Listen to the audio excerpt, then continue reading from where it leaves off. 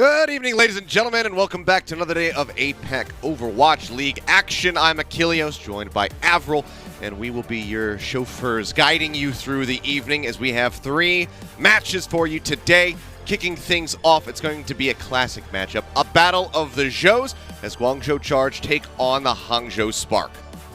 It's the Showdown, once again, one of the favorite rivalries of the entire region here. In fact, we've got a full day full of them, right? Because we got Showdown, we've got the El Clasico, we've got the Orange Chicken Bowl after that. And notice I didn't say the APAC El Clasico, it's just the El Clasico of the entire Overwatch League. But starting off here, I mean, we saw the actual win records below as well.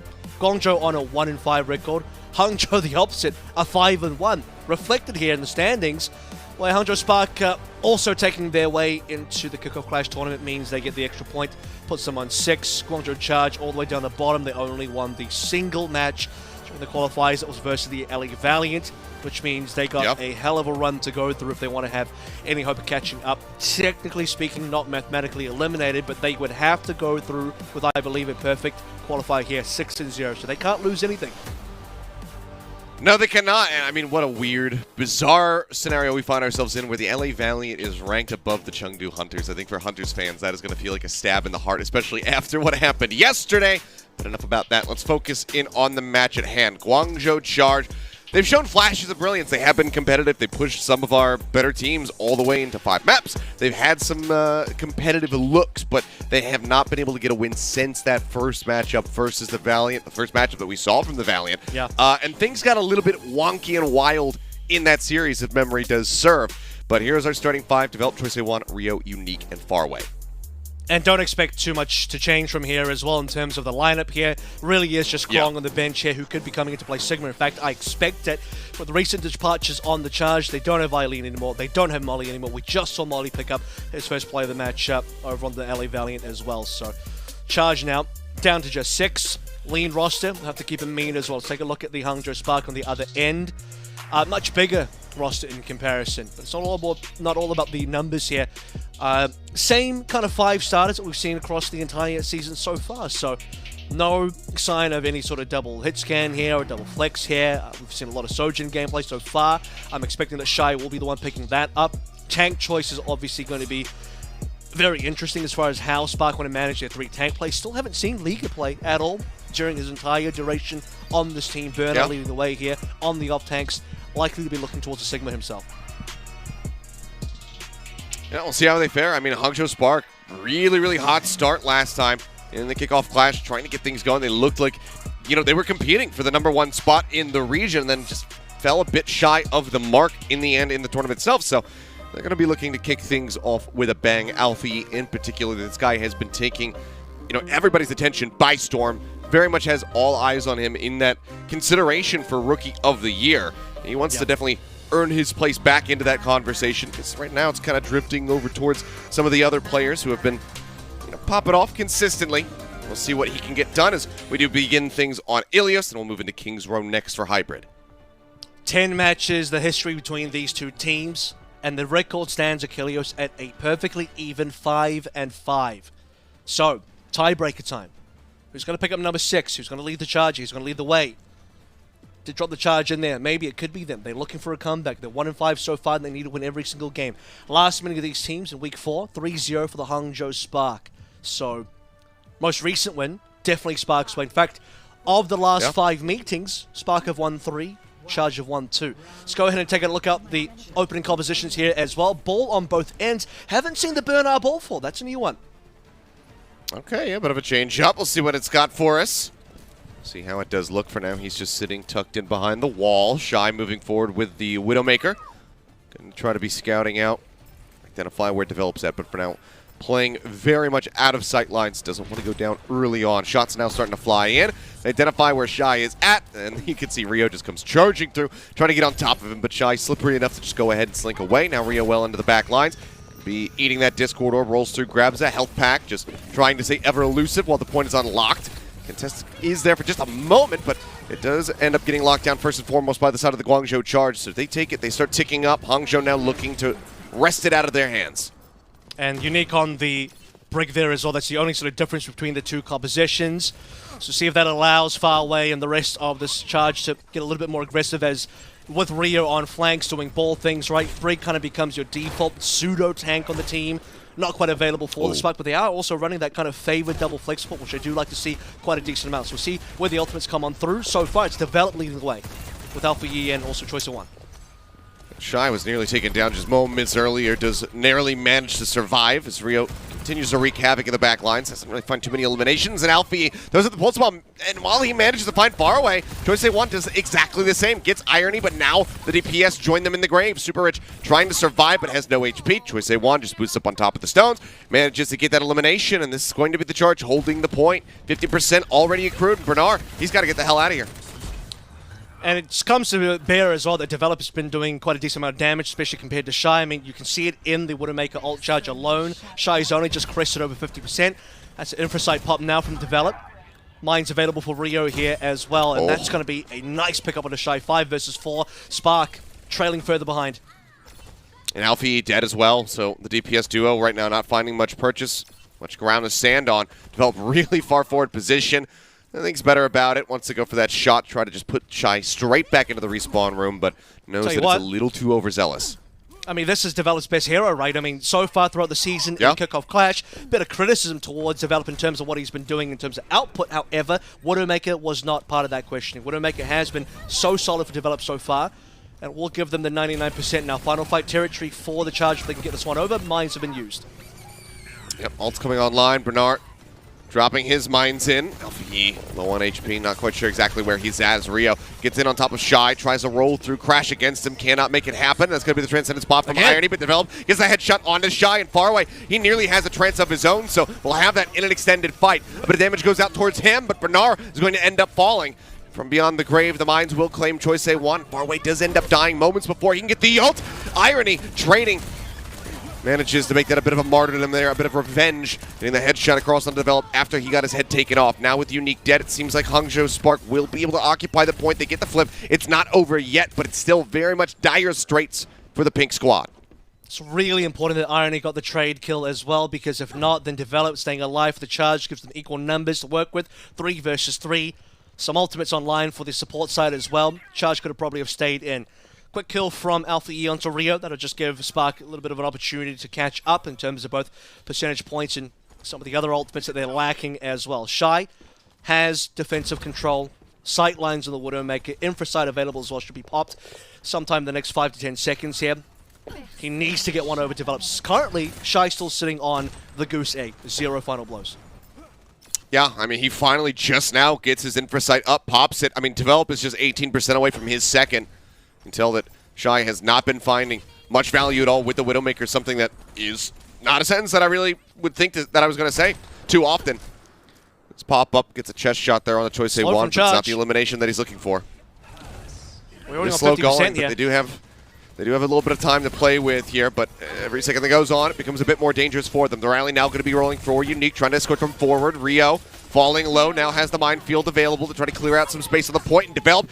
Lands his headshot, this time onto Alpha Yi. Shy as well, down below half HP. Oh, jeez. Bomb goes forward. Develop finds another one. Super Rich driven out into the open. Ends up falling down. Irony's in the back lines. Gets cleaned up, and Develop is absolutely destroying right now. 100 to 68%. The first round of Ruins goes the way of the charge. Yeah, there's 14 total final blows for the Guangzhou charge.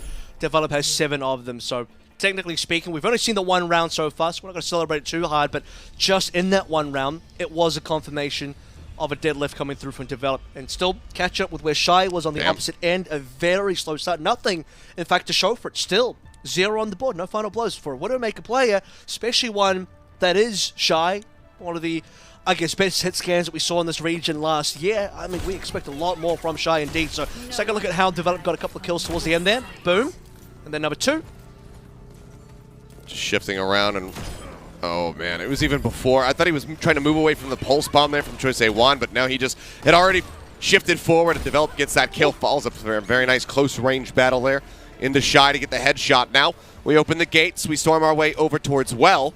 Ash Echo compared to the Tracer Echo here is Develop going to be shifting off that long range hit scan.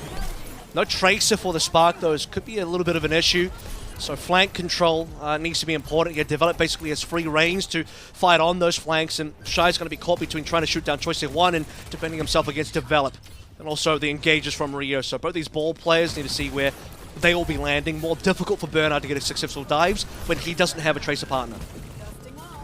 LG discorded, tagged up. Healing will come through. Far away, going to be taken down. Shy finding that elimination. It's a quick flip this time for the side of the Spark. Not wasting any time getting onto the point. Couple sticky bombs here on the Rio as they want to get the kill, and the beam will just about do it. LG finding that pick off. It's nice little staggers here. It's making it even worse for them to try to recontest. It's developed out in no man's land. It's trying to stay elusive, trying to get away, but Alpha E will hound him down, and it's further staggers. The Spark pick up. It's more time bought, more percentage on the point. It's a bit of a different look as well. I mean, we saw some developed Tracer last year. When I say some, it was that one showing on, I believe it was Busan, that he did play for during the Dragons period. Choice of 1 is normally the Tracer player for the Guangzhou Charge, right? So it is a bit of a change-up for the squad now. As, I mean, yeah, this is the DPS lineup. Again, 6 players. The only other player available for the Charge is going to be Krong, who's currently on their bench. So 43 and counting for the Spark, and an opening frag looking pretty good. Alpha E looking a lot more comfortable here in the skies with the Echo. Comes up with yet another pick off onto Rio. Pressures them out of the side room. Now turns his sights up to Choice A1. In the meantime, Bernard moving forward, got on top of Faraway. And the Zenyatta disappears. Sticky bombs up close and personal. Maybe a little over-aggressive there from the side of Alpha E. They cannot confirm the kill. I thought maybe with Bernard rolling forward, they'd be able to take down Unique. They cannot. So they do get a little bit of a window of opening now to try to assault the point, and that's what they're going to do. Rio goes charging forward. Develop now. Lurking around, pulse bomb in hand, looking for a target to stick it to. See Shy for just a moment as he jumps over across the opposite way. Rio falling low, the Discord Orb there, and Alpha Yi on point, gets right in on top of him with the beam, finds that elimination. Pulse bomb goes out, not going to find anything. I thought maybe Alpha Yi was going to pop the duplicate just to try to survive it, but doesn't need it. He's playing this out beautifully with the Echo. I mean, they're just very confident, right? They don't really have to use much ultimates at all. Another solo kill from Alpha Yi. It's just disgusting. At this point, I mean, I say solo, he is assisted by Irony. That's kind of beautiful thing about this combo is that the Discords just make Alpha Yi's gameplay so much better. Window comes down now. A little bit curious, but it is final fight anyway. Bob to contest as well. Doesn't go throwing it all the way into the back, just sends it up close and personal, makes sure that it is contesting the point. Duplicate comes down, Alpha E going for the Tracer, drops down, tries to get the elimination on the far away, and Bernard is there for the alley-oop. They get the kill. Pulse bomb goes forward, not going to find a stick, not going to find an elimination, but it might not matter because Bernard is just cleaning up all of the final blows. Rio's been zoned off the point, and now we have a final round to decide it all. 107%. A really big answer back from the side of the Hangzhou Spark, seeming like maybe they need to wake up just a little bit. Well, now they certainly are. The blood is flowing, and they are going to extend this all the way to Lighthouse. This blood is flowing both ways as well, right? Because the Hangzhou Spark really made Charge bleed there. Big time when we kind of look at it statistically as well. My last comment about the Charge was we ended Ruins with 14 final blows, 7 of which was developed. By the time we get to the end of Well, they have 15 total final blows. Now, I didn't quite track which member of the Charge got that one extra final blow. It wasn't developed, he's still on 7. But the point is, they only got 1 extra kill between all 5 of them for that entire round. So, complete destruction. One-sided Ruins, one-sided Well. What's going to happen on Lighthouse? Yeah, we're going back over towards the Echo. So deadly for Alpha Yi. Shy just going to be sticking with the Ash. Seem to have worked quite well. It's going to be the same lineup here on the opposite side. So, let's see how they fare with a little bit of different terrains. Alpha Yi moves out coast side, drifting up above the water. Choice A1 just trying to duke it out with him where possible. So far, just going to be chip damage from either side as they wait for this point to unlock, which it is right now. Let's see who's going to be able to snatch it up first. It is Choice A1 be a lot more competitive here, but he's already low HP. I mean, look at that. Alpha Yi is just so much better. Shy takes down his counterpart as well. That he does. That's the DPS gone. That's an easy first cap here for the side of the Hangzhou Spark. Let's see how long they can hold it for, though. Develop now going to be swapping it up. Choice A1's moving over to the Tracer, and Develop's going for the Sojourn. Yeah, I think that's the correct call to make because, well, first of all, we've seen how important, how impactful Sojourn is. I mean, we saw Kai dominate here not even that long ago. So, great map, great opportunity for Develop. I know that he has actually got a pretty decent Sojourn behind the scenes. They did manage to catch a little bit of that during the Alpha. Might be some time ago, but look, players that were good at Sojourn in the Alpha apparently are still pretty good today. Alakai. So, how's that going to work now? Choice 1 as well, back on his comfort pick for the Tracer. I think that's important.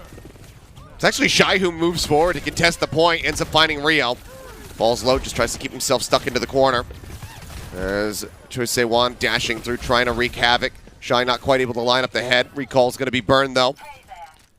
As he moves up, gets a bit of an aggressive angle, throws down the dynamite. Will get a burn across onto maybe 1 or 2. Overall, not going to be leading to too much damage, but the Bob is not that far off now, just 25% away. Yeah, it's a lot of lead for the Spark as well. I mean, they do lose a member here, so it could be advantageous for the charge. And they need to get a lot more off the back of it because it is Spark just kind of just breaking away so far, snowballing. Yeah, they've made it happen now. The picks onto both of the supports. Super Rich sent sailing off the side of the map. They managed to collapse in on top of Irony. They're looking to stagger and, delay this point gap as much as possible, but 68% is as far as it's going to go for now. The Hangzhou Spark are going to have to reset and come back in. Just a reasonable number of kills there for Choice of One. Importantly, I mean, look, as soon as we play heroes we're a bit more comfortable on, put Develop onto a pseudo sniper, put Choice of One back over towards the Tracer, suddenly things look that much better for the charge, and it is about personal execution sometimes as well. Speaking of which, see what kind of damage Shy can do. Bob is available now, should be contesting the point with that ultimate very, very soon. Yep, goes ahead, sends it out straight away. He's looking to get the headshot tap there on the Develop, wasn't able to find the follow-up. In the meantime, Alfie, he finds Farway and Develop, does get stomped down. Bernard on top of him, finds the enemy Sojourn. The cleanups there onto Unique, and it seems like it's not going to be in control for too very long here on the side of the charge. 34% accrued, back into control now of the Hangzhou Spark. They have 4 ultimates to defend this with, Avril. It's a lot. I mean, to be fair as well, charge at ultimates, but failed to use them. Alfie gets solo kill into Farway. Didn't go for the Transcendence there. Don't know if it would have been the right call, but certainly dying feels pretty bad for the Guangzhou charge now that we're heading towards final fight territory. And there's, like you mentioned, so much to play up against. When Spark are this far ahead, they're looking comfortable in terms of being able to take away this first map. Windows used first, but it's not for Shy. He's not playing off of that, but they still manage to set up the kill for Super Rich as Rio comes back around the corner.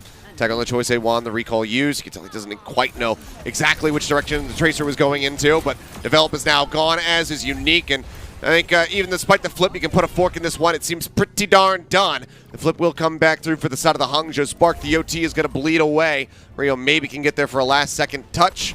As he tries to crash in, he does. Extends it for a little bit longer, but doesn't last too very long. The beam finishes him off, and that will be the end of it here, as it all bleeds down. 40% locked in the last round for the side of the Guangzhou charge, but Hangzhou, they take it 2-1. Really, really one-sided when we start things out with on the Ilios ruins for the charge, but once we get away from that, once Alpha Yi is allowed to play something he's a lot more comfortable on as far as we look at the Echo goes, and it was domination from Alpha Yi. I mean, he led the frags the entire way through as soon as he got on towards that Echo. So many final blows, so many solo kills as well. Really, I mean, we talk about the Alpha Yi Rookie of the Year candidacy buff. That came through big time for the final 2 rounds. How was the what's the final count of Develop's deadlift there from the first round? I'm gonna guess it didn't come to fruition. It's gone from me now, but yeah, I mean, you dominate on one round and the next 2 don't look too good for you. He got a few more frags on the Sojourn, but ultimately the charge fell off pretty hard. All right, well, guys, that is going to be map 1 in the books. We'll see if the Guangzhou charge can answer back as we look forward to King's Row for our hybrid map. See if they can make this a tied-up series. We went the distance twice in a row yesterday. Why not have 5 maps for all 3 series today is what I'm saying. We'll see if it can happen when we come back from the break.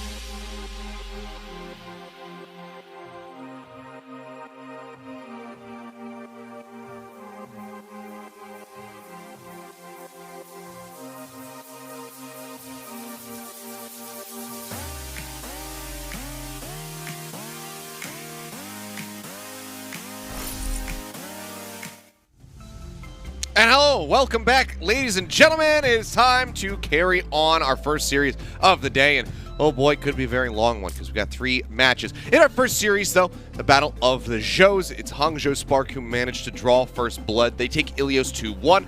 Looked decently competitive off the rip. Develop finding some really nice shots with the Widowmaker, but as we moved on, it very much kind of went the way that a lot of people expected, given that this is a 5-1 team versus a 1-5 team. Hangzhou Spark seemingly woke up.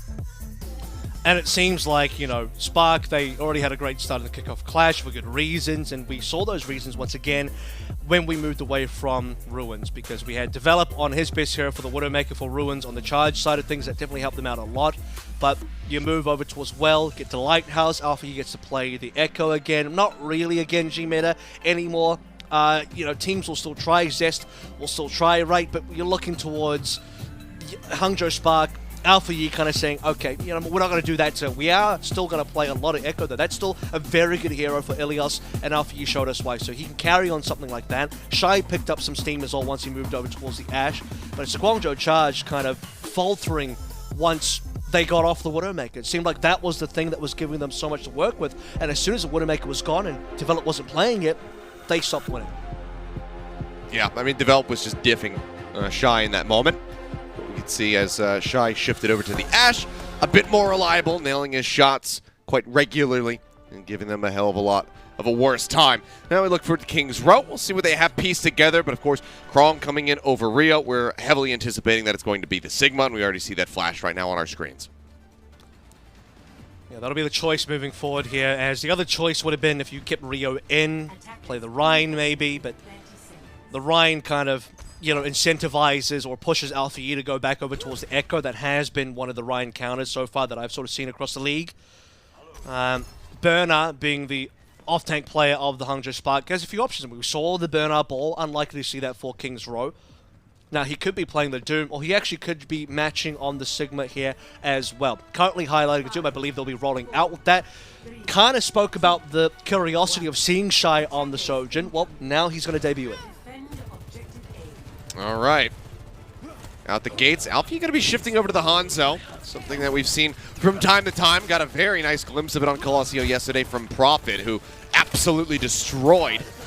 We'll see how Alpha is going to be looking with it, but as far as the shield break is considered, trying to get rid of that protective barrier could be pretty darn reliable, so don't dislike it by any means, as the high ground for now just going to be contested. They move up.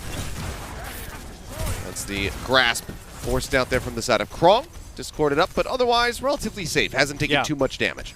And I look at Alpha Yi as the biggest difference maker. You talk about the Hangzhou, right, and the difference is Choice One's playing on the Tracer instead. The shield break is all on the side of the Spark. They don't have that on the Guangzhou charge, considering where that Tracer is, but Irony finds Unique first, so that's already going to be the first 5v4. That it is. Now Krong trying to get himself back up onto the high ground, but that call is going to come through. Barrier's got to be used just to try to block out the orbs from Irony. In the meantime, Shy will find the opposing Zenyatta. Point occupied for the moment by Irony. Just getting that cap rolling through as Krong has to just dip out the opposite side. Still quite low on HP. Cannot afford to really push forward here. Needs to get some heals into him. You can see Unique doing his damnedest to make that happen. Super Rich does get picked off. Now the Immortality field cleaned up. Can they contest the point is the question. They're starting to make their way back over already. 2.5 ticks have come through. Krong makes his way over, finds the kill on a Shy, but Choice they want ends up going down Alpha Yi. It's that Sonic Arrow to the skull. Gets rid of the enemy Tracer. Now Develop is out of the fight. Trance is going to be forced. They pop that just for good measure, but the cleanup should come through, and this should lead to the cap eventually for the side of the Spark once they're done dealing with Krong.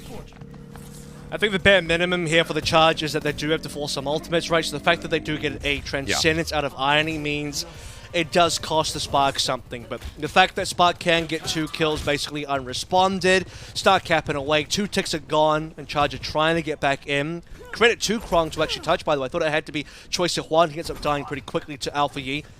But this is a hard game for the Tracer. He doesn't have a tank to work through in terms of getting a dive going. He has to try and harass and play these flanks solo, maybe with a bit of help from the Harmony of Harway, but beyond that, it's not a good environment for a Tracer to kind of succeed in. And it's also King's Row as well, where, you know, not that many flanks to work through. So, again, we look towards this Alpha Yi Dragon Strike plus just playing the Hangzhou in general to be the biggest difference maker. Alpha Yi leaping away, manages to take himself out of the flux. helps take down Choice they want at the same time. Develop will find Bernard with the nade, throws that down to the floor, ends up getting the elimination. The Dragon Strike not going to be finding too much, maybe splits them apart for a moment, but they're still trying to push forward. Super Rich going to end up getting taken down, but far away instantly responded onto, and Unique now is eliminated, so that's going to be the tank. And the support's gone, just Develop left, trying to slide and leap his way out to safety. Grabs the Mega Pack, does get topped up a little bit there, but they're still very much on the hunt. And there you have it. Yep, Shy connects with the railgun, they get the kill. Yeah, there's about a 3,000 damage gap between Spark and Charge right now. I mean, your guess is the who, right? It's definitely Spark in the lead. 2,000 of that is just an Alpha E's Hangzhou versus Choice Tracer alone. Again, Choice Tracer not really able to get too much done here. The cap's already nearly there. So if there was a time for Choi to try and get flanks going, set something up, that time's just gone right now. We need to see some overclocks coming through. Both of our Sojins have it. And it has to be Charge going first because they got to defend. Yeah, Cap's not going to be the nano block, corner. obviously, as we don't have that available, but it's going to be popped first. And Develop tries the match. He ends up going low, slides back around the opposite side, but Shy just cheats the corner a little bit, gets line of sight, manages to take him down. Trant's going to be used by far away. Irony using his second, but Super Rich has already been taken down, so there's definitely a world where the Charge could be able to win out this fight, but as I say it, Krong ends up falling, as does Unique, and that is just going to be the cart gliding into point B. Another minute and a half added to the time bank. It's 4 minutes once more in the clock for the Spark. It just looks so comfortable, Shy, as well. I mean, this is his exact type of hero that he can master. Solo kill to Develop as well. Both of our Sojin players using the overclock, and well, Develop will get the one shot there. So can't even really blame Faraway for popping a slightly, well, I don't even know if you would say it's a late trance. Beautiful headshot on Chase of One from Alpha Yi. But the Faraway Transcendence wouldn't have even saved Develop, right, because of the damage coming through from the rail. So that wouldn't have been the difference maker there. Yeah. Limited options. There's Alpha Yi now scouting, spots him. Does he just throw the Dragon Strike? Yes, he does. A little bit of a downward angle, and it's perfect. Cuts off the rest as well. They are still contained in that side room. They push forward. No Unique supports. ends up going down as well. No supports in the fight. Immortality Field is there, but they clear it out, and Choice A1 gets 2 for 1 with a Pulse Bomb. A nice little pickup for him, finally finding a bit of value with the Tracer. Cart now going to be halted up, but they gain quite a bit of distance for only a minute invested. There's not much further to go, so Spark can absolutely afford a reset here. 250 remaining here. I mean, time is actually somewhat dwindling for the Hangzhou Spark, despite winning pretty much every single fight up until this point. Choice of One going over towards something a little bit more comfortable for him. It's going to be the Genji. I did say that Genji not fantastic in this particular meta, but you do have Zen to help yourself out. The Zen on the other side is going to be tough to take on out, especially when you consider the fact that Alpha Yi is also controlling that high ground. Choice of One trying to fight for it, but just can't do it. Yeah, just too many people up there. Super Rich is there as well. So even if he gets close to taking out Alpha Yi, you have that Immortality Field that could always come through, and then that forces him back down, or they get the elimination. Sonic Arrow's out once more, just scouting, seeing how many people are playing off the flank. There's a Flux, it's a massive one. They don't quite clear the Immortality Field in time, though, so not going to find the eliminations off the back of it, but the Rock connects and far away disappears. Now, no supports. It's just going to be Krong trying to sit on the point, but with that Discord Orb, he just cannot do it at all. The cart will end up finishing here at the end. It's a minute and 54 seconds locked into the time bank for the side of the Spark. It ends up being a flux differential when you consider that both of our bat players are going to drop down a window. One of the perfect counters to the window is definitely going to be the Flux. Burner has one, Krong doesn't. And Spark off the back of Burner getting a couple of frags there, deleting through that lamp. They'll make their way over, and that's on top of just having largely superior map control all the way through, but definitely onto C. I mean, looking from Choice of One's POV, struggling to contest Alpha Yi at all, who at this point is, you know, leading the way as far as damage goes, even above Shy. You know, I talked about the damage differential coming through. I'll have to say again, Choice of One's Tracer really kind of presence was not felt. It was kind of like a 4v5 the entire way, just because it's too hard to get that hero to have any sort of good value. And Shy as well, I think, has a much better performance so far in the Sojin compared to Develop. Maybe that's because, you know, having some extra damage from Alpha Yi plus the Sonic Arrows to reveal definitely helps out your sniping capabilities. So Spark, reasonable cap, 154. It's a good time back. Will not be the Hangzhou for the follow-up defense. Alfie going right back up into the skies with that Echo. Choice A1 looking like it's just going to be that opening shot with the Widowmaker. Swap over. We'll see what he lands on. Is it going to be the Genji out the gate? Or does he try the Tracer once more? Yeah, Maybe Widowmaker out of spawn. Former. We wouldn't be staying on this Widowmaker for sure, so we're looking towards either a Genji, hopefully a Hangzhou, it's going to be the Tracer. Okay, well, we'll see what kind of missions can happen from Tracer one side of things. Has to ideally go towards the Hangzhou Spark spawn, set up something from behind, force players to turn around, maybe open up some angles for Develop to play through, but if Tracer 1 can't do that, it's going to be another 4v5. Starting to make his way into the back lines now, dashing over towards the archway, tries to get on top of Shy, I believe. Yep, gets a little bit of damage into him, just playing out of the hotel. Shy, in the meantime, relocating to the high ground, joining in. Says, Bernard, you've got a nice big barrier to sit behind, so I think I'll be a bit safer from the Tracer in this position. Almost gets the kill on to Develop there, and Bernard will manage to get him just with the left click.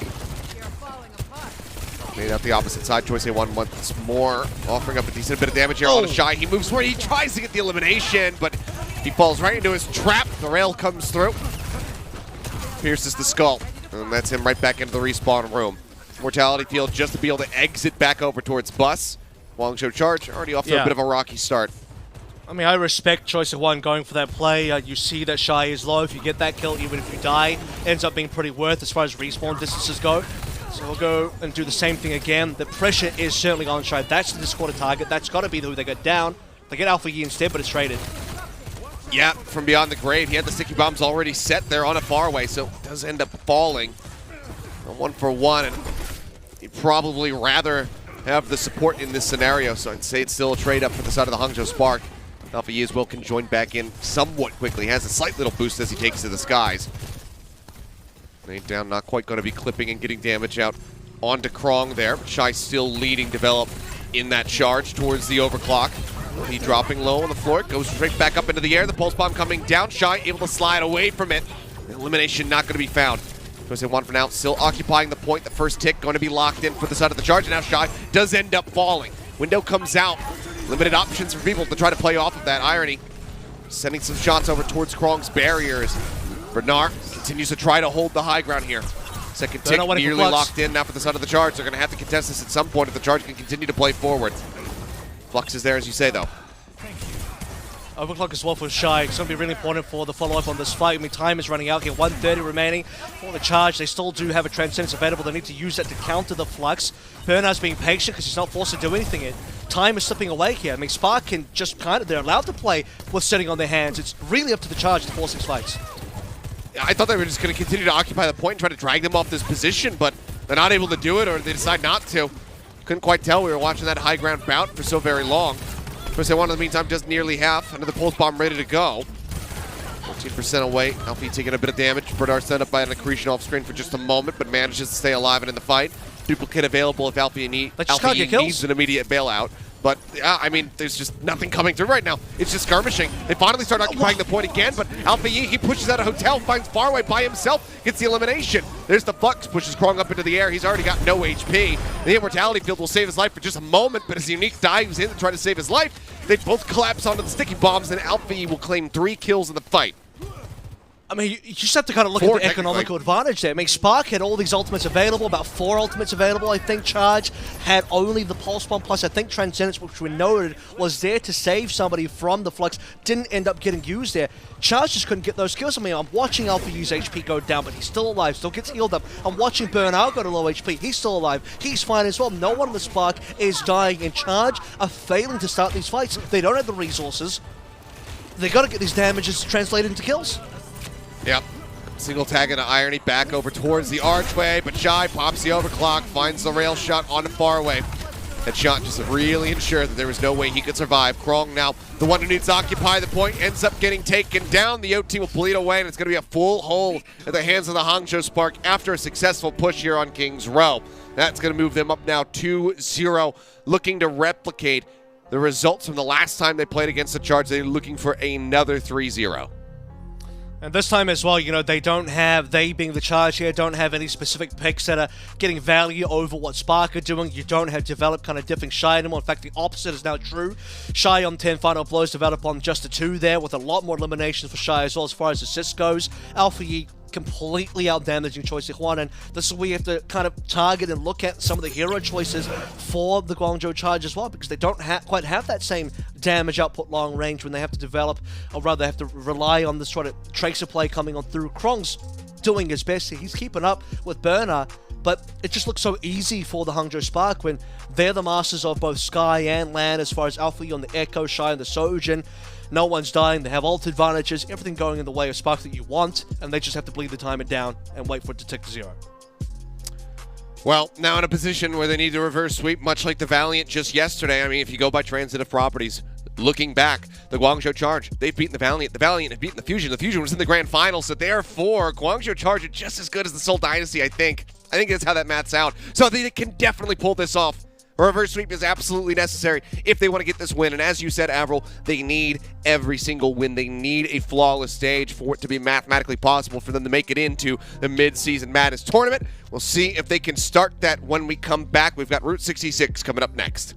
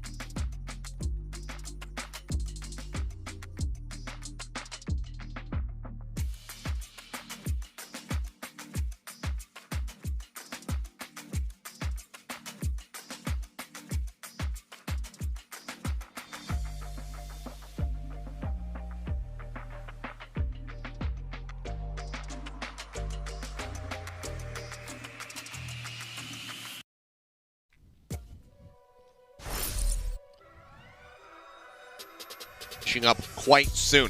Hangzhou Spark currently in the lead with a 2-0. Things looking a little bit rocky. It was a good start for the side of the Guangzhou Charge, competitive at least on the first round. Ruins going their way, Develop looking utterly incredible on the Widowmaker, but they haven't found much purchase since then.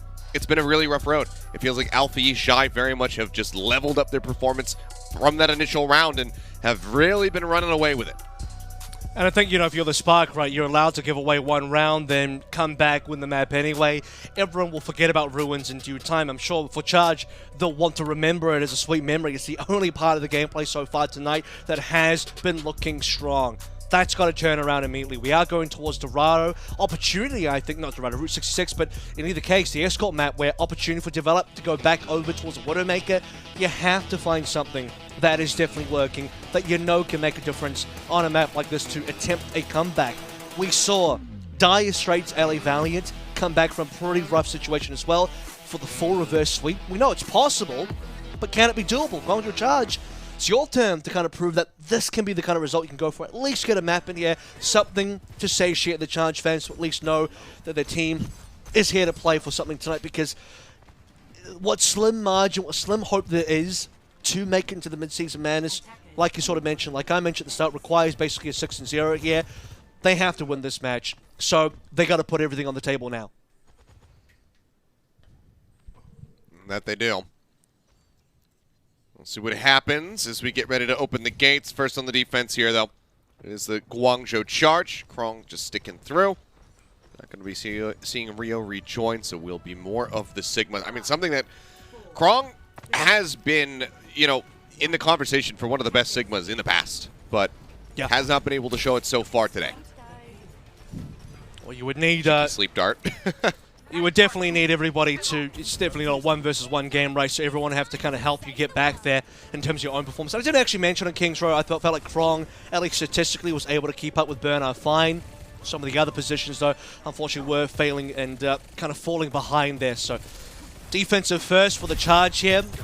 Much prefer choice of one being on the Hangzhou, although that being said, I'm not going to sound like a 180 from the last map, but this is actually a lot more doable for a Tracer. So the fact that Alpha E has chosen Tracer here is a lot more acceptable than when Choi tried to do it on Kings Row. Still probably would prefer the Hangzhou, but the Tracer will be okay. Nice damage out from Shy, chunking both Unique and Krong. They will get topped up, though, as they slide their way down the ramp, contest the cart, keep it locked in place. Bernard on a little bit of a walkabout, well into the back lines. See when he decides to strike and where it's going to be. There we go. See him there on the low ground. Drop down Choice A1, has that Orb of Harmony on him for now. Takes quite a bit of damage, but will be able to survive. Alpha E just looking to poke and prod, try to build up towards that Pulse Bomb when possible. For now, sitting dangerously low at 31 HP, and heals will just start coming over to him. Halo stalled, by the way, for the longest time there, so it's not like Spark kind of sneak away any extra meters. Great on me pick from Choice of One. That's what you want to see out of the Spark, or other Charge to get the Spark down. So can they convert, though? Because you see a lot of Spark members are still committed. Spark haven't been able to retreat. They could go down. Spirit in a bad spot now as well, kind of isolated all on his lonesome. They keep track of him there with the Sonic Arrow. There's a little bit of reinforcement. Alpha E managing to find a Bell, but Bernard has gone down. The Flux coming through. That's going to force the Transcendence here. They use it as Krong gets up close and personal with him, looking to land that accretion. Doesn't manage to do so. Barrier comes down to keep himself protected, and Irony ends up falling all the same. Dragon Strike through. I mean, they're just throwing the ults. He says, yeah, I can build that up pretty quickly. Lets it fly. Won't find any eliminations with it. As Unique does get picked off, and far away uses the trance just to try to keep everybody else alive in the fight so they can maintain this hold. Cart starting to inch forward once more for the side of the Hangzhou Spark. We'll see if the Charge can continue locking this in place on the corner. Oh, that's big. Great shot, though. Yeah, and you got Super Rich coming back as well, so it'll be more than a 5v4. Farway's only kind of, or rather Unique's only kind of just rejoining the team now. Overclock's available. Shy can just pop there anytime. Develop cannot answer. In fact, there's no ults available on the Charge at all. Yep, they've used everything that they did have, so the Overclock can find an immense amount of value. Minefield now going to be dropped in on the ramp. Pile Driver knocking them all up into the air. Immortality Field going to be cleared out. Overclock is popped. Looking for some more targets. Krong getting chunked lower and lower, and while the ult will only find one at the end, it still offered up a hell of a lot of damage and a hell of a lot of chaos that the Charge could not really clear their way through. The cart will roll forward, but decent time by at the start. That is not a bad first hold here for the side of the Charge. I'll tell you what, I mean, like you said, the ultimate might not have gotten all the damage in there, but the disruptive shot that nade certainly did. So the piece of utility shot from Shy catches basically everybody from the charge on that high ground. They can't move anywhere, and they'll get slowly cleaned up. And in some ways as well, if you want to be kind of a little bit even more nitpicky about it, it's kind of good that Shy didn't pick them all off with the ultimate, because it allows everybody else on his team to charge up extra ultimates. But it is Develop's turn now. He's got that overclock. This defense needs to get going. We need to slow this payload movement down. Payload is not currently moving, but Spark is still there. Well, okay. Krong wanted to kill Super Rich, but didn't realize that Faraway was going to do it for him. So Flux not going to be finding too much value there. Alpha E does trade it back, though. And now Irony going to be gone. Staggers continue to fly through, and Alpha E not going to get anything with this pulse bump.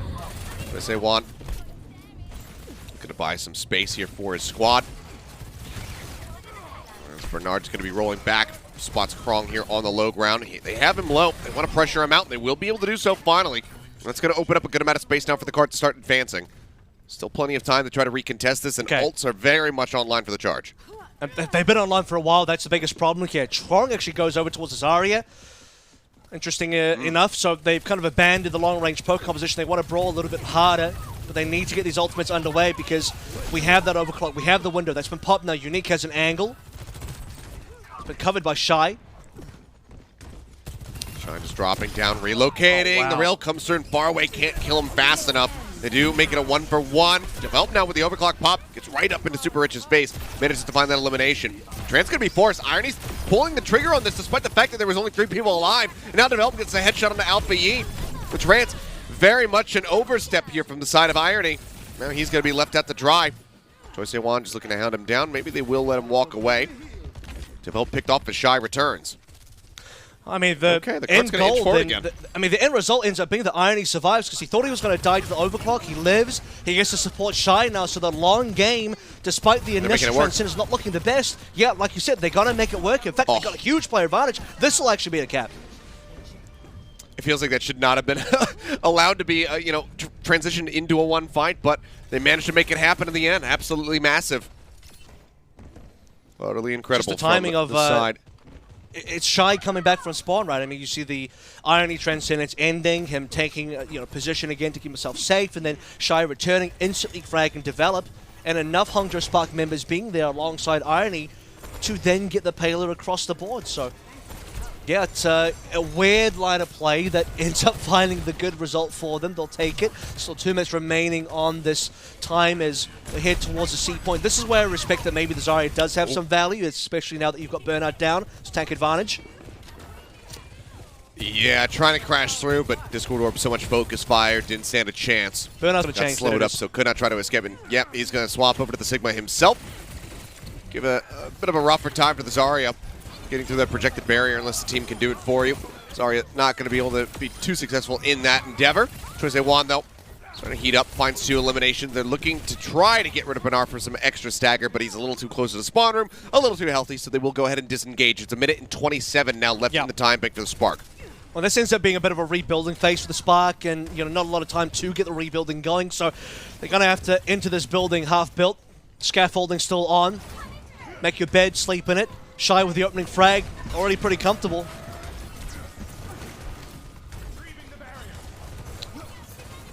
Moving forward. Overclock now up here for Shy. There's the nade. He's going to pop it. He goes aggressive. Looks for the elimination onto Unique. Immortality field just around the corner. Breaks line of sight. They do manage to finish that off the headshot on the Krong. Gets rid of the enemy tank. Sees Develop sliding away. He was anticipating a jump. Did not happen. Oh, Pushes the corner, and Choi Wan, goodbye, good night. Now the slide down. The window is there to try to stave them off, but the Spark just circumnavigate it. They push through it. They don't care. Grab is used, but it's not going to drag anybody off the cart, and they cannot get there fast enough. So with 38 seconds remaining, the Spark will manage to make this a successful push to the end. Spark's just putting all the damage, right? Shy giving up his life, but collecting so many frags. It's not a lot of members of charge alive towards the end there. Crom curiously grabs the spawn just to try and catch anybody. Has to then be the one to touch the payload. Can't do so in time. And it's all over. You'll at least be okay with the fact that the silver lining for the charge is that they managed to pull it down to at least, 38 seconds as far as the time bank goes. But the map completion here is super important for the Spark, considering that once we had Burner swapping from the Ball to the Sigma, as Ball not really a hero that you can successfully play on the C point of this map, which is why we expected the change.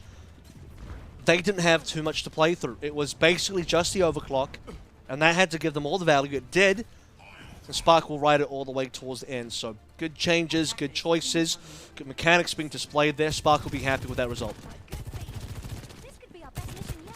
Yeah, for sure. Especially if they can just kind of replicate their defensive hold on, from King's Row here on Route 66. Get a full hold, have it be over. We'll see if they can pull that off. But oh, I love your fun facts. Lay it on me. Here we go. So we've had one full half of Route 66 so far, and in that one half of gameplay, Shy's railgun accuracy is 80%. 4 out of 5 rails connecting. Okay. That's pretty good. It's pretty decent, I rate it. It's acceptable numbers. I like it. Yeah. It's actively incredible. I mean, he's been looking wonderful on this pick, and it's just, he's one of those players where it does kind of feel like this hero may have been created for him. It's just been looking so damn clean with it so far. A successful debut. He missed one, and now it's 77. That's a shame. Oh, no. He's garbage. See if he can connect the next one. Try to build it back up. That's the 1 out of the 5 that you missed. The other 4 hits. Alpha Yi narrowly avoiding that accretion. Had that connected, would have certainly gone down. Would have opened up a decent amount of space for the side of the Guangzhou charge. But for now, moved the card up with relative success. Hasn't really been stopped. It's just been slowly cruising up. Super Rich now going to be gone. Irony out of the fight as the support's eliminated. Shy going low. Gives his life to take out Develop, but Krong is quick to reply. Alpha Yi still hovering around here in the back lines. Pulse Bomb nearly available. Throws it, and he manages to get far away. And he stays alive, at least for a little bit longer. He's trying to play elusively, but there is enough members of the charge nearby to go ahead and scoop up the kill. Now the contest is going to be pretty damn close to last second if the charge, or the Spark rather, decide to fight this, and it looks like they're going to. We can't go wrong with Krong, right? He's going to keep the push going as much as possible. The rest of the cavalry does arrive here. Looking at the ultimate side, I mean, the Flux is nearly there. Flux can actually win you this fight if it catches big. 0.89 meters left, and yeah, if you just drag them off the cart, that could be massive enough. Goes for the Flux, picks up Super Rich. He's going to be sniped out of the air by Develop. Krong doing his job, finding a nice isolated target. They get that elimination. Far away, however, going to be taken down. Irony finding that kill. Shy with a sliver of HP off screen. Narrowly manages to stay alive as Choice A1 tries to get up close and personal. Pulse Bomb still at the ready, but now the Transcendence going to be used by Irony, trying to keep everybody else alive. They collapse in. Krong a bit surrounded inside of Big Earls. Develop sends the nade. That's going to be the ult pop there on the overclock. He's looking for some targets. Bernard going to be the first one to fall. Looks for a bit more. Jumps up over the top. The rail not going to connect. Now Shy pops his own. Mortality Field going to be gone. He's looking for the hit. Manages to get the body shot, but Choice A1, he's just driving in the chaos. He manages to collapse in on top of him.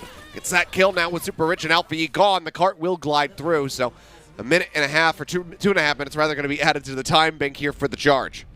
So important for Charge to shut down Shy like that as well. Now Choice A1, after having a bit of a rough King's Row, starting to show up on that Tracer.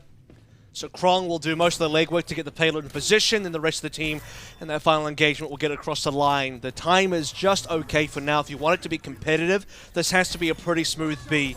So 38 seconds on board for Hangzhou Spark. The goal for Charge will be to at least, we'll hope they can get it before the overtime. We'll say that for now is a pretty achievable goal. Just the Transcendence online for far away, nothing else available. Should be Spark's chance to attack first. They have that window. Would like to see them pop that.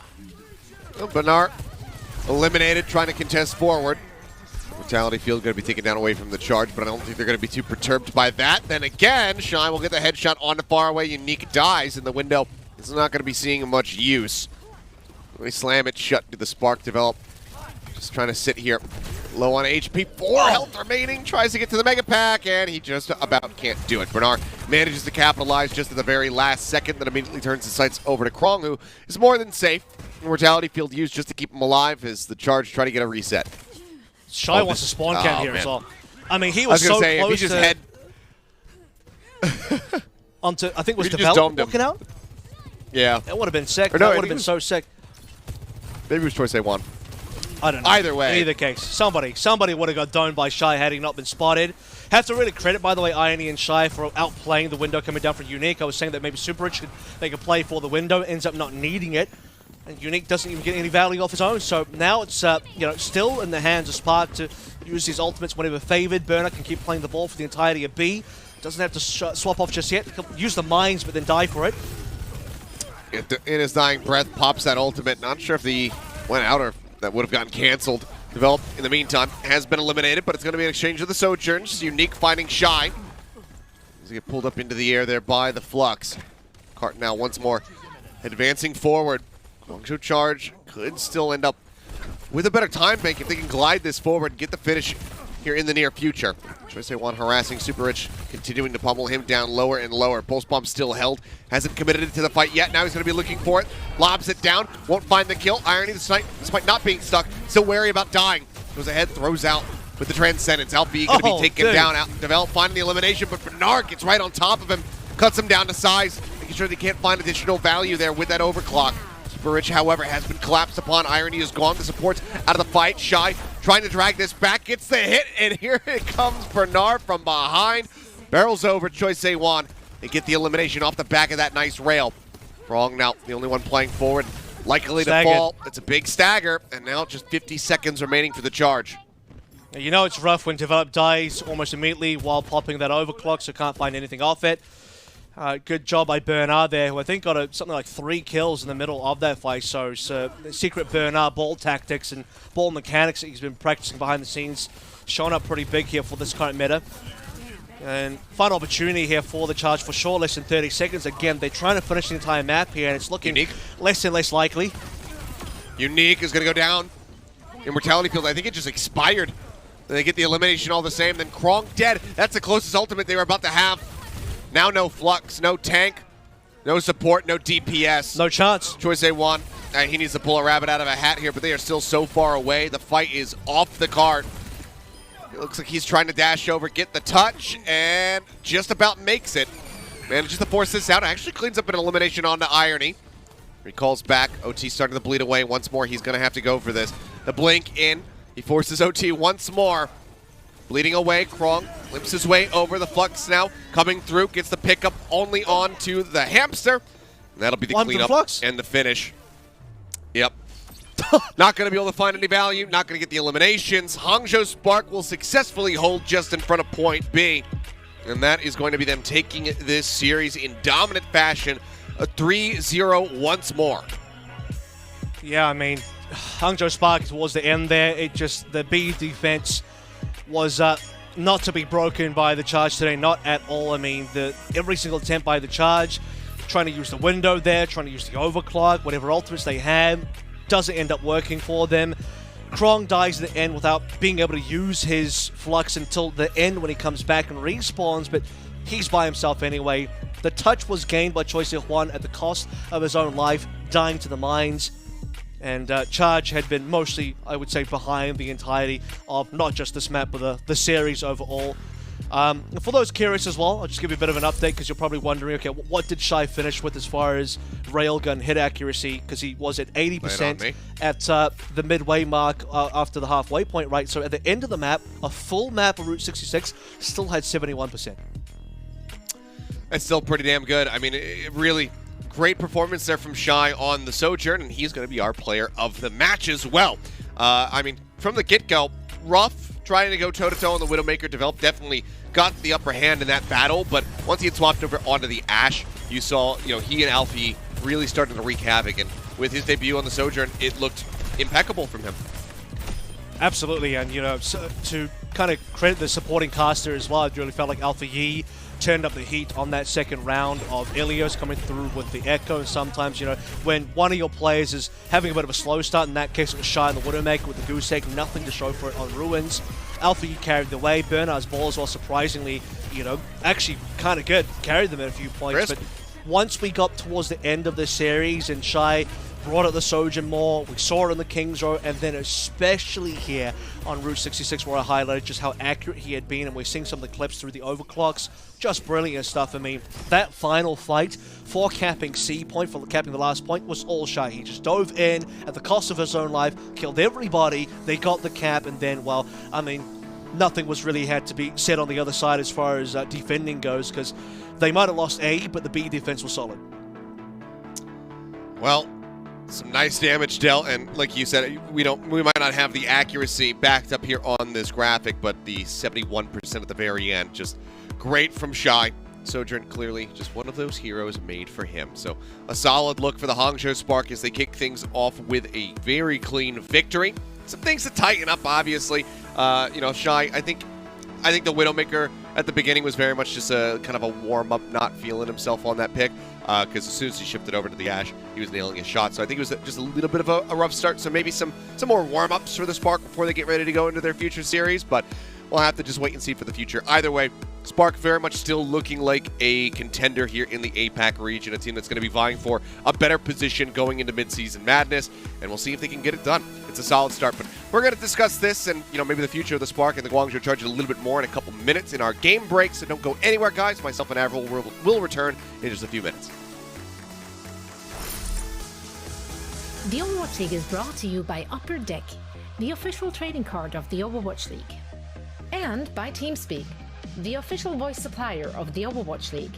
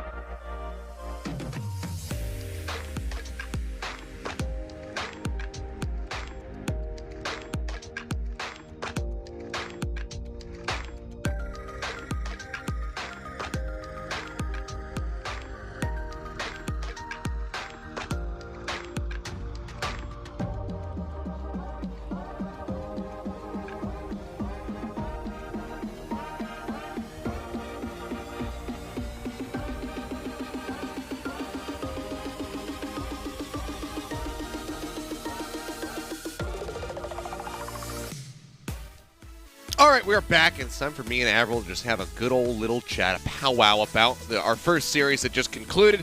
A 3-0 for the side of the Hangzhou Spark, kicking things off quite nicely. They are victorious once more in the Battle of the Zhous, and with this win, Avril, this means that they now have the leading record. They are 6-5 over the Guangzhou Charge, all time. They certainly are. Yeah, I mean, Hangzhou Spark have been, the champions of the Zhoudown now. What would be twice in a row, if I'm not mistaken, because they didn't lose to Guangzhou last time. No, they didn't. So they actually 3-0'd the Charge in Kickoff Clash, and, well, they've 3-0'd them again. So this entire year in 2022 so far has all been the way of Spark, and, you really credit that to some of the new additions to this roster. The fact that, Shy is as good as ever, especially on his really, really strong pick. So we'll give him a bit of a slack for the Widowmaker performance. It could have just been an off map for him. It certainly came back in the next 2 rounds. Alpha Yi in particular, though, has been the star of the show, the star of this team, the star rookie player, one of the leading candidates for the Rookie of the Year award, right? He's certainly in that conversation in a big way, and it just shows why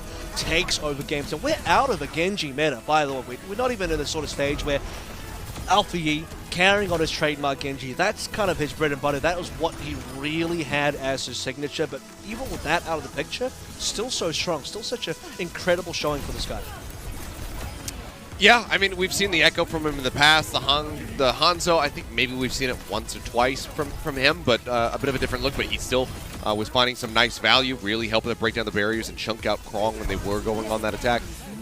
So overall, just incredibly played by him. And we saw a bit of a better performance from him as well. Much improved going into kind of Route 66 on the Tracer compared to what we had seen on that initial round of Lighthouse.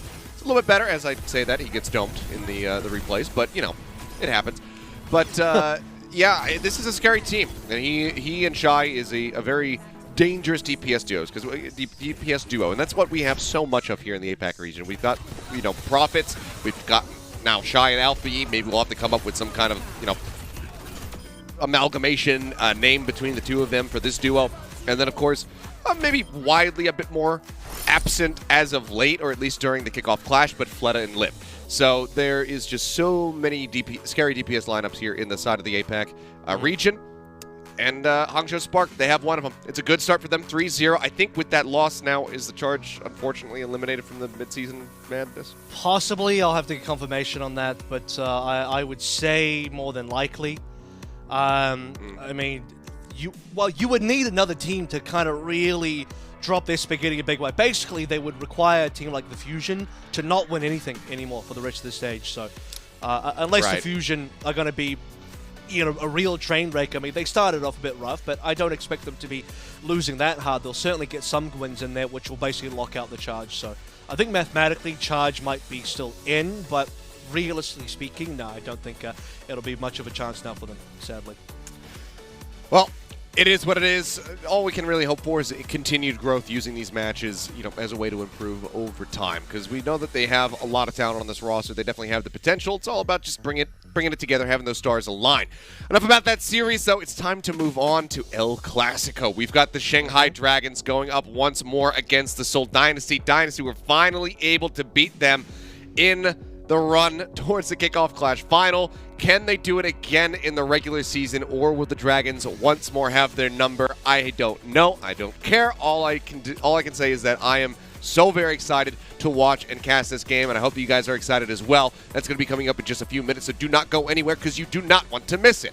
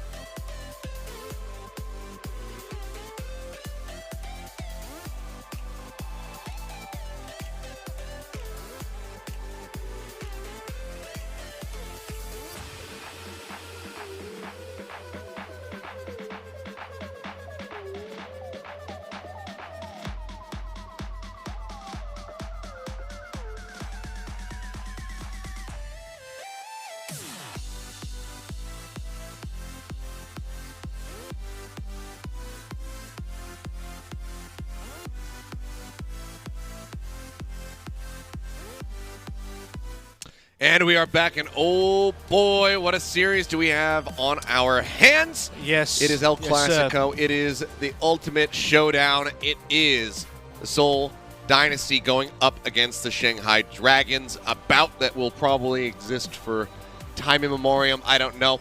This has been one of the most incredible matchups to watch the entire way ever since we ended up, unfortunately, having to split things into APAC and NA. But it's always been about these two teams, Shanghai Dragons and the Dynasty. Always clashing, always close, but regularly the Dragons having the Dynasty's number, but not lately, not most recently at least.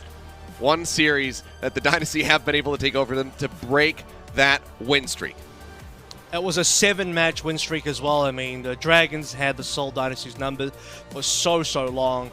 But, you know, as we head deeper into 2022, especially with the kickoff clash, Seoul Dynasty had to get past the squad to get that championship. And I want you to pay attention to the starting lineup, because as your eyeballs go towards the right side of your screen, your eyes do not lie to you.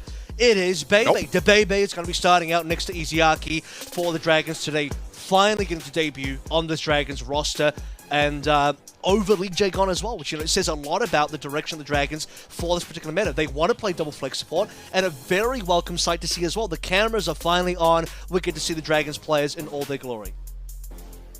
Yep, and Fleta back here in the starting lineup alongside Lip. We saw not as much of Fleta during the kickoff clash. Obviously, Genji was such a big component of the Dragons and their success, and having Who Are You in that starting roster was oftentimes really great. We typically only really saw Fleta come in to play things like Reaper. We'll see how they fare, see how, you know, what they're going to be piloting as well as we take a look at their opponents. And once more, Stalker will be starting alongside Prophet. Absolutely. I mean, Stalker's his I was going to say debut, but that wouldn't be quite accurate because he did actually play early in the kickoff clash as well. But it's going to don't talk about his debut here in the Midseason Madness, especially on the Soj. And, you know, I think really makes a case for starting over Fitz. He was the best Sojourn player yesterday, I felt personally. Lee was very good, but Stalker just had that slight edge in many cases. So, you know, for someone that's starting over Fitz, you better be damn good, and I would definitely describe Stalker as damn good so far. Yep, that he is. The re-debut has been absolutely wonderful for him. As we take a look, it's going to be Lee. Okay, we're going to Lijiang Tower, but it's not Lijiang Tower this time around. No Lee Feels Jigon? odd. Feels odd. Lee Jigon. But it'll be Lijiang all the same. We'll see who is going to be able to move up with a map win at the end of our initial control here, and see what these teams have pieced together. Smurf, the Rhine, does it return? Does it boom them once more? It looks like it might. Void's hovering over the Doom here as well, considering that Smurf might actually play towards this Rhine. Last meeting of these teams was a 3-2 victory for the Seoul Dynasty, and we've had, I think, plentiful 3-2 victories as well for either side. 22 matches is the history between these two teams. The record stands 13-9 in favor of the Shanghai Dragons. The longest standing rivalry in the entire Overwatch League. It's not just El Clasico in APAC, it's El Clasico in the entire world for Overwatch. All right, well, Prophet moving over to the Cassidy, Soccer on the Tracer. Lip is going to be coming out the gate, though, with that Sojourn. See how he looks as well. Piloting this pick for now, just some initial skirmishing. Prophet going to move up around the side, puts a decent amount of damage there onto Void. Quickly going to be topped up by Bebe and Iziaki. Make sure that the Doomfist is safe as he thinks about going aggro there for just a moment. Thinks better of it. As it says stuck, it's not a pulse bomb. It's just a magnetic grenade from Prophet. Still does a decent chunk of damage though, so you gotta be careful. Prophet just getting rid of the immortality field for now as Fleta plays along the high ground. Gonna recall away. Doesn't want to be displaced by Vindame. He's looking to get up into his face. Gotta be careful there. I mean, Smurf took a lot of damage, but Prophet will find first blood on Lip, no less. So that's gonna be the Sojourn of the Shanghai Dragons down. Back they go, and they're just losing more numbers here. Seoul Dynasty with the first cap, the first 3 kills. No responses from the Shanghai Dragons at all. Yep. A roll up into Void's face as he was stuck there on the ground taking a nap. Fan the hammer. Kills come through cleanly there for Vindham. And now, first point presence established for the side of the Dynasty. Couple ults online. The nano boost about to be there as well for Creative. And a window for Bebe here as well. So, you know, this is definitely, you know, the crux of Moon's thinking here is to play the double flex support, certainly within the meta. Lip taking down once more, another first blood on Lip himself. Can't quite catch a break against either of the Seoul DPSs. No, they certainly cannot. Pulse is available for Fleta. We'll see if he can find some nice, high-value target to get that stuck to. Obviously, with Smurf on the Zarya, there's always a chance that that bubble can come in and just completely deny the pick away. Nano out onto the Cassidy. Prophet goes charging the corner. Not going to find an elimination himself. The bubble is there right on time, moments before it would have exploded. Fleta not going to be able to find anything, and it's 2 kills picked up. Now 3 for the side of the Dynasty as they firmly hold the point. 56% now locked in. It's really slow for the Shanghai Dragons so far. I mean, 60% and counting for Seoul Dynasty and Shanghai yet to pick up their first final blow. So it's a sleeping dragon for now, but we know the Dragons certainly do wake up and evolve and level up and grow throughout this rest of the series. Lip now finally at the point of the overclock. It's an opportunity for the Dragons to turn it on. Grab in from Smurf. Void going to get caught. Vinham again finding that elimination as the Deadeye will just go ahead and shove everybody back over towards the spawn room. Dynasty buying so much space. They're not allowing the Dragons to really try to utilize any of these Final ultimates. Fight. They're going to throw everything in the kitchen sink at this one just to get the flip now. Bebe swapped over towards the Ana there as well, so I mean things are not going great for that player. As far as looking towards the BAP, Void already forced a meteor strike. He's just going to use it defensively, decides not to go on the aggressive there. As the sound barrier comes in from Vinham, shielding up everybody, trying to keep them alive. And in this one, Lip, he does have that overclock rolling. He's looking for some more targets. Vinham does end up going down. Stalker finds Bebe, but now all of the supports are out of the fight for the side of the Dynasty. That being said, it's the same for the side of the Dragons. They managed to answer back, and I think they're going to be able to clean this up unless Fleta can pull a rabbit out of a hat all of a sudden. He's the only one left. He's been in clutch moments like this before, but Stalker dashes in, gives him the melee hit, and it's 100-0 start for the side of the Dynasty here, kicking off Lijiang Tower with a win. It'll be a statement from the rookie player of Stalker there to punch Fleta out of the map. A nice quick melee to end things out. 2 versus 1 anyway. Certainly the advantage in favor of the Seoul Dynasty. And like I said, very slow start for the Shanghai Dragons. 0 final blows at the 60% mark, and will be final when we get towards the final point of that first round. Ends up being only just the 3. 1 for Lip, 1 for Fleta, 1 for Void. And I do have to say as well, I think there's the potential that Shanghai Dragons maybe unfortunately misread Seoul's opening composition. They were thinking Smurf could have gone towards Orion. Doom is good counter there. Void plays the Doom. Probably would have preferred the Zarya had he known Smurf was also going to go for the Zarya, but now both teams will handshake the Dooms together. An extra Pharah online, though, for Prophet.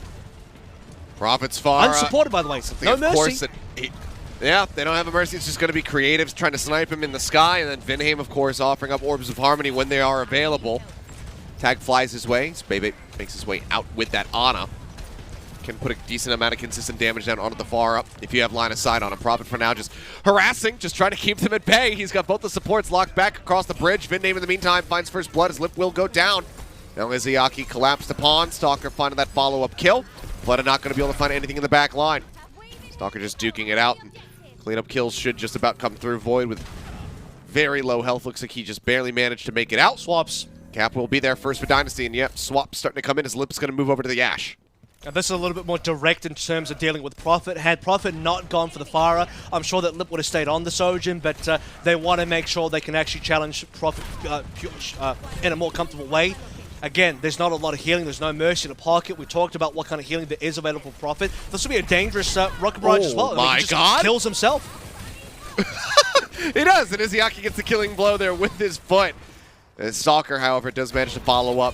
Make sure that he cannot survive. Gets the stick out on the Lip, and Stalker is looking utterly impeccable today. I mean, he joins the rookie race late. I gotta say, man, he's already put his vehicle into 5th, 6th gear. And this is what allows the Seoul Dynasty to unleash Prophet on other picks that isn't just a Tracer, right? Because now they have a super competent Tracer player that's not just called Prophet. He gets to play the Echo, the Pharah, even the Cassidy here. Stalker definitely showing that he can keep up and kind of overtake as well. Prophet, on the other hand, I mean, this Pharah is getting a little bit frisky. He's having a bit of a rough time. We'll see maybe if he wants to decide to swap it up now, or if he's going to stick through with it. Izayaki off screen finds creative. A nice little headshot there that's going to take any nano boost out of the fight. Smurf just going to be able to stay alive by going up into the sky, keeping himself with the meteor strike. Stalker picked off, and finally finding some value here, finding some time on the point. Will get flipped in favor of the Dragons. Still waiting for the Dragons to get a little bit more done here. I mean, okay, they do get the points, so we'll give them that. That seems pretty decent. They punish Prophet. The fire no longer working out, especially with the more direct kind of damage coming through from Lip. Prophet recently changed over towards the cast. He just meets the same Doom straight off the bat. So another 5v4. Smurf playing with his HP bar a bit there. The else. Playing up front with Void. Fleta around the back. Pulse bomb at the ready. We'll go ahead, exit White Room, moves back over to the point. Prophet? Yeah, I'm not sure. I don't know. It looks like it looks like he died to the magnetic grenade because I saw Void's HP being chunked down, so Void probably ran the grenade into Prophet. Either case, it's another fight with the Dragons. Could very well be. That it is, and now they're getting ready to take the lead here. Perhaps 50% moving up. Just need to get up to 68.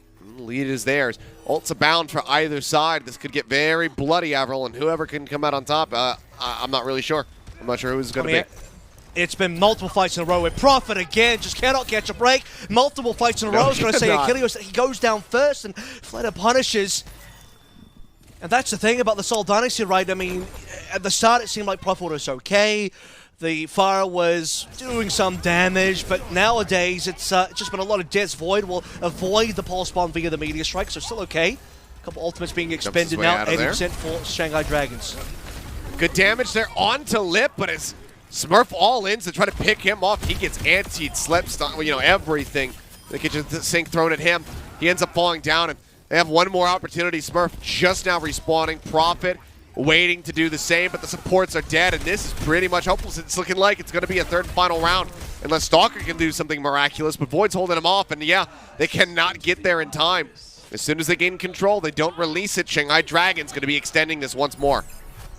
You can see the factor changing for Lip as well in terms of being on something a little bit more consistent for him. He doesn't even swap off the Ashe once Prophet gets away from that Pharah. And just to confirm his output as well, I mean, you don't see Lip really highlighting the kill feed. It doesn't seem like he's ripping Soul anything new. However, when I look at the stats, 10,001 damage per 10, so he's absolutely, as far as damage output, just regular damage being put into the enemy of Soul. Oh, yep. It's a lot. So, yeah, there it is. Like I said, you were correct. I suspected it was the magnetic grenade.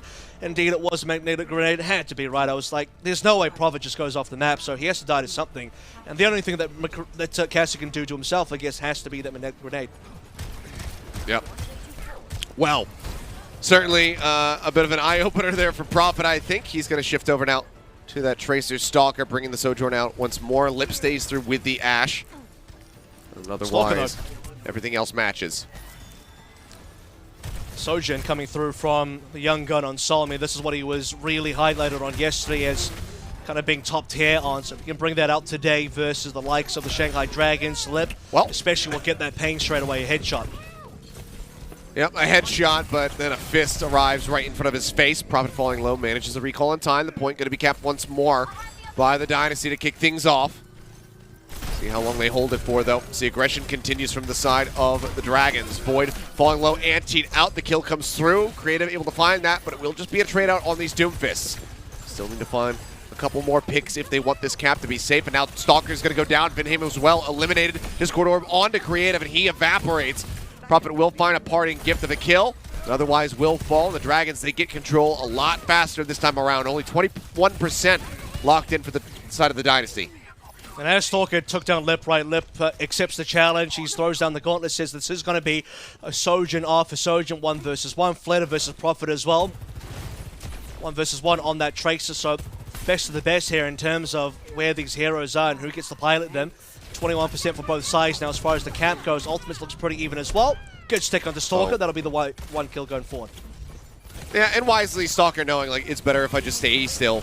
Don't want to go running around because odds are I'll drag this pulse bomb into somebody else. Nano does go out onto Smurf. Void, antied out, still managing to stay alive, so it seems like Baby just going to be holding the ult for the time being. Now the point is theirs. Quick flip back. Void playing forward, will be able to make his way out to safety. Seeing Smurf just continue to skirmish, but Dynasty now have an opportunity to retake the lead. Yeah, Bebe still has this Nano available as well as Izayaki on the trance, slightly ahead of Vindame here. So the support ultimates absolutely can be a difference maker. We're now equalized once more on the cap itself, 38 both sides. Both are Doomfist looking towards a Meteor Strike. Slow going so far, but now it's time to strike. Void instantly slept, however. Yeah, and that's the Nano out of the fight. Smurf in the meantime with the Meteor Strike manages to jump straight in on top of Bebe, finds that elimination. Transcendent's going to be matched right here by Izayaki. Vinheim using his second. Lip finding a kill on the Stalker, but then quickly is dealt with by Smurf, who is putting on a bit of a Marvel-esque performance here in this fight. Comes up with multiple kills, really controlling the pace of that and controlling the point all the same. Yeah, marvelous, you'd have to say. I mean, that shut down a Lip. Extra kill towards the end there as well.